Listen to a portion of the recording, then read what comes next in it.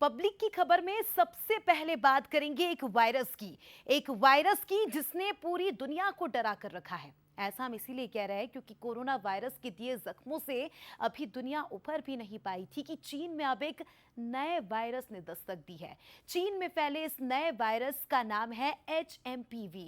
इसने एक बार फिर से दुनिया की चिंता बढ़ा दी है। आपको बता दें कि ये वायरस तेजी से सभी उम्र के लोगों को अपनी चपेट में ले रहा है। चिंता की बात तो यह है कि अब भारत में भी इस नए चीनी वायरस जिसका नाम HMPV बताया जा रहा है, HMPV के लगातार 3 मामले सामने आने के बाद लोगों की चिंता बढ़ गई है।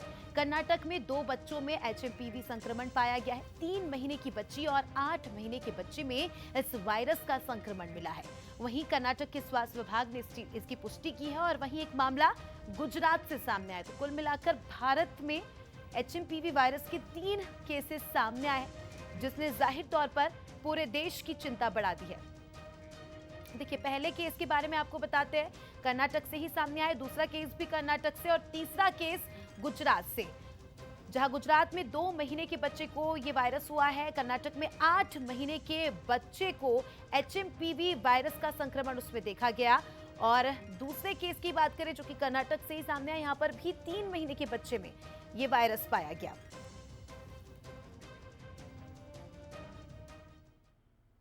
चलिए अब अगली खबर का रुख कर लेते हैं। कोविड पैंडेमिक के लगभग 5 साल बाद चीन जो है फिर से डरा रहा है। चीन में एक और खतरनाक कहर बरसा रहा है। आखिर क्या है ये नया वायरस HMPV और ये इंसानों के लिए कितना खतरनाक साबित हो सकता है, देखिए इस रिपोर्ट में। कोरोना काल में जो मंजर दुनिया ने देखा, लगभग 5 साल बाद वो दौर लौट सकता है। चीन से सामने आई ये तस्वीरें एक बार फिर दुनिया को डरा रही हैं। तस्वीरों में दिखाई दे रहे मरीज चाइना में तेजी से फैल रहे ह्यूमन मेटाम्यूनो वायरस से जूझ रहे हैं। वायरस से इन्फेक्टेड लोगों में सर्दी और कोविड जैसे लक्षण मिल रहे हैं। यही नहीं, वायरस का असर ज्यादा होने पर इससे ब्रोंकाइटिस और निमोनिया भी हो सकता है। एक RNA वायरस है ह्यूमन मेटाम्यूनो वायरस। म्यूनोवायरिडे फैमिली से जुड़ा है HMPV। डच रिसर्चर्स ने पहली बार 2001 में खोजा HMPV। इन्फेक्टेड लोगों के कांटेक्ट में आने से फैलता है HMPV। खांसने या छींकने से फैल सकता है HMP वायरस। HMPV से सबसे ज्यादा रेस्पिरेटरी इन्फेक्शन का खतरा। 3 से 5 दिनों तक रहता है वायरस का इन्फेक्शन। सर्दियों और वसंत में इन्फेक्शन का खतरा ज्यादा। बच्चे और बुजुर्ग हैं HMPV का सॉफ्ट टारगेट। चीन के centre for disease control and prevention यानी CDC के मुताबिक इसके लक्षणों में खांसी, बुखार, नाक बंद होना और गले में खराश शामिल हैं। और इसका सबसे ज्यादा असर छोटे बच्चों पर देखा जा रहा है। चीन में HMPV सहित कई वायरस फैल रहे हैं। इन्फ्लुएंजा A, माइकोप्लाज्मा, निमोनिया और कोविड-19 के केसेस भी सामने आ रहे हैं। इसके मरीजों की संख्या लगातार बढ़ रही है। सोशल मीडिया पर अस्पतालों में बढ़ती भीड़ के कई वीडियो सामने आ रहे हैं, जिसके बाद HMPV पर चर्चा तेज हो गई है।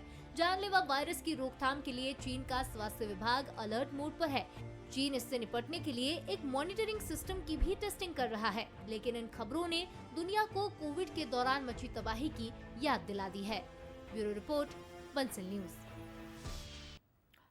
तो रिपोर्ट देखिए आपने, और इस पूरे मुद्दे को लेकर बंसल न्यूज के कुछ बड़े सवाल भी है जिसका जवाब देने की कोशिश करेंगे एक्सपर्ट से। लेकिन पहले सवालों की ओर नजर डाल लेते हैं। पहला सवाल, क्या चीन फिर से दुनिया के लिए मुसीबत साबित होगा? दूसरा सवाल, लोगों को किस तरह की सावधानी बरतने की जरूरत है? तीसरा सवाल, क्या वायरस से निपटने के लिए इंतजाम पुख्ता है?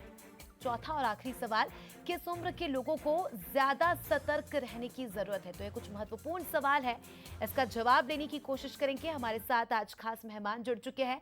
हमारे पास एम्स के पूर्व चिकित्सक डॉक्टर अमित गुप्ता जुड़ चुके हैं, जो कि पूरी जानकारी देंगे। सबसे पहले अमित जी, आपका बहुत बहुत स्वागत है बंसल न्यूज में। अमित जी, HMP वायरस को लेकर काफी ज्यादा हम देख रहे हैं कि अफवाहें फैल रही है और ये बताया जा रहा है कि चीन से इस वायरस ने भारत में एंट्री ले ली और 3 केसेस भी सामने आए हैं। मैं चाहूंगी कि आप दर्शकों को इस वायरस के बारे में समझाएं और क्या है ये वायरस, उसके बारे में बताएं। देखिए, ये जो वायरस है इसको HMPV नाम दिया गया है। HMPV से मतलब है ह्यूमन मेटा न्यूमो वायरस, जो कि एक कोविड जैसा ही फिलहाल वायरस मान सकते हैं।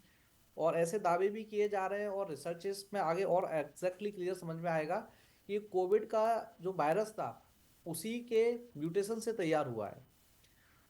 वैसे तो अभी तक अगर मेडिकली हम इसके बारे में बात करें तो इसके जो सिम्टम्स हैं बिल्कुल कोविड जैसे ही सिम्टम्स हैं। कोविड के जो सिम्टम्स होते हैं जैसे फ्लू लाइक इलनेस होती है इसमें कि फीवर आता है, कोल्ड होता है, स्नीजिंग होती है, साथ में जब केसेस सीवियर होने लगते हैं तो शॉर्टनेस ऑफ ब्रीथ स्टार्ट हो जाती है। तो इसलिए इस कंडीशन यही है सेम। और इसकी जो इन्फेक्टिविटी है जिस तरीके से फैल रहा है ये भी जी। काफ़ी ज़्यादा रैपिड है। जितना मैंने इस पर रिसर्च किया है और देखा है कि चाइना में कंडीशंस इस टाइम पे काफ़ी ज़्यादा वर्स्ट हो चुकी है। जैसा कि पहले कोविड के टाइम पे सिनेरियो था वही सेम सिनेरियो चाइना में स्टार्ट हो चुका है। जी। और इंडिया में आज जो 3 केसेस डिटेक्ट हुए हैं बेंगलुरु में, ये कहीं ना कहीं काफ़ी ज़्यादा चिंताजनक है।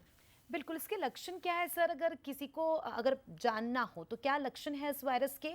और अगर किसी को ये वायरस से वो संक्रमित हो जाता है तो इसका इलाज क्या है सर? अगर इसके ट्रीटमेंट की हम लोग बात करें तो ट्रीटमेंट में बेसिक ट्रीटमेंट अगर स्टार्टिंग में बोले तो सबसे पहले हैंड हैंड वॉश प्रॉपर तरीके से हम लोग हैंड वॉश करें, क्योंकि इसका जो फैलने का मेथड है वो है ड्रॉपलेट इन्फेक्शन। ड्रॉपलेट इन्फेक्शन में क्या होता है, जब हम लोग कुछ बोल रहे हैं तो हम्म। हमारे जो सलाइवा के पार्टिकल्स होते हैं वो पार्टिकल्स धीमे धीमे एनवायरनमेंट में आ जाते हैं और इस जब हमने किसी चीज ऑब्जेक्ट को हाथ लगाया तो उस ऑब्जेक्ट के थ्रू ये हमारे मुंह पे टच होने से जी। हमारे अंदर जाता है। तो सबसे बेटर जो इसका वे है प्रिवेंशन का, अगर स्टार्टिंग में बात करें तो प्रॉपर तरीके से हैंड वॉश करना बहुत जरूरी है। जो 30 सेकंड का मेथड बताया जाता है इसमें प्रॉपर तरीके से हमको हैंड वॉश करना होता है। एक एक फिंगर को इस तरीके से है ना हमको रगड़ना होता है, तब जाके प्रॉपर हैंड वॉश होता है। हम्म। साथ में सैनिटाइजेशन वाला जो जमाना था उसको हमको वापस याद करना चाहिए कि बिल्कुल। अगर इसकी इन्फेक्टिविटी इंडिया में बढ़ती है और इस तरीके के केसेस और डिटेक्ट होते हैं तो प्रॉपर तरीके से सैनिटाइजेशन का काम हमको स्टार्ट कर देना चाहिए। साथ में अगर गवर्नमेंट भी इस पे कदम उठाएगी ऐसा मुझे पूरी उम्मीद है साथ में, क्योंकि फ्लू क्लिनिक्स स्टार्ट करने चाहिए हम लोगों को। फ्लू क्लिनिक्स में क्या होता है कि फ्लू लाइक इलनेस जहां दिखती है तो हम्म। उसकी स्क्रीनिंग की जाती है और उस स्क्रीनिंग के थ्रू ऐसे पेशेंट्स को वापस क्वारंटीन में भेजा जाता है जी। ताकि इसकी इन्फेक्टिविटी कम हो सके। जी। बिल्कुल सर, अगर हम कुछ साल पहले जाते हैं, हम देखते हैं जब कोविड की भी इस तरह से एंट्री हुई थी हमारे देश में तो हम लोग काफ़ी ज़्यादा लाइटली ले रहे थे, उस चीज़ को लेकर उतना सतर्क नहीं थे, एहतियात हमने नहीं बरते थे। अब इस वायरस को क्या हम कह सकते हैं कि कोविड की तरह अगर ध्यान नहीं दिया गया तो वैसी सिचुएशन हो सकती है? बिल्कुल वही सिचुएशन हो सकती है, इसमें कोई दो राय नहीं है। क्योंकि कोविड भी जब स्टार्ट हुआ था कोविड-19 तो 2019 के दिसंबर को आप लोग याद करो और जनवरी को याद करो, तब हम लोगों को ऐसा लग रहा था अरे ये तो वायरस चाइना में है। इंडिया में किसी ने सोचा भी नहीं था कि मार्च में लॉकडाउन लग जाएगा। तो वो कंडीशन को हम लोग अज्यूम नहीं कर सकते थे कि इंडिया में भी ऐसा होगा। हम लोग सोचते थे तो मतलब ऐसा सीन क्रिएट कभी होगा ही नहीं। जबकि जी। ये वायरस की इन्फेक्टिविटी स्टार्टिंग में जितना समझ में आ रही है वो फिलहाल कोविड से ज़्यादा है। जी। क्योंकि चाइना काफ़ी ज़्यादा रिपोर्ट्स को छिपाने में माहिर है और चाइना अभी तक एग्जैक्ट डेटा लीक नहीं कर रहा है। बट चाइना जी। की सोशल मीडिया से जितने भी इंफॉर्मेशन आ रही है जी। वो काफ़ी ज़्यादा सेंसिटिव है।